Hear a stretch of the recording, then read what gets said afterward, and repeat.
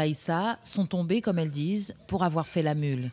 Elles ont purgé leur peine et aujourd'hui, elles se sont donné une mission, aider celles qui sont encore en prison à se réinsérer en sortant. Pour que je puisse aider les scelleurs en thèse et les autres qui en ont besoin pour qu'ils puissent sortir le plus vite possible. Et en même temps, c'est pas dire sortir pour être libre, mais sortir pour qu'ils puissent avancer dans la vie. Aujourd'hui, au moins 80% des jeunes femmes incarcérées au centre pénitentiaire de Rémire sont originaires de Saint-Laurent-du-Maroni. Nadège a passé 3 ans et 6 mois en prison. Elle est sortie il y a 2 ans. Elle a même réussi à trouver un emploi grâce à la confiance de ses patrons pour qui elle dit avoir une grande reconnaissance.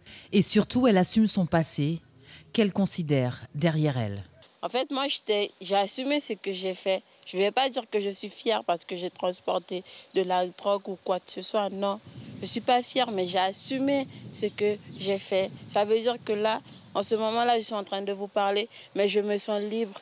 Même s'il y a des gens qui veulent m'accuser, dire qu'elle est fière d'elle, qu'elle était passée en prison.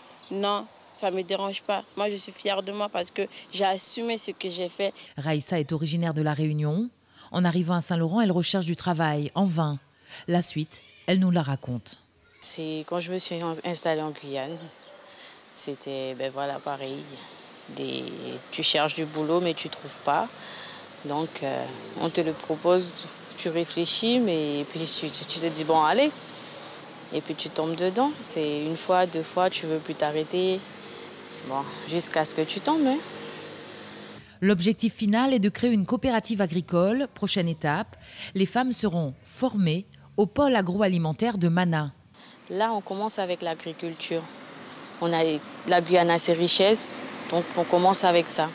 Pour que les jeunes puissent créer une coopérative à eux. Et puis voilà, ils vivre de ça. Que ça puisse les apporter quelque chose. Depuis qu'on est petite, on va à la bâtir avec notre grand-mère, sinon notre parent, donc c'est dans notre sang. À terme, dans quelques années, un centre de réinsertion est également envisagé, une autre façon de se donner une seconde chance.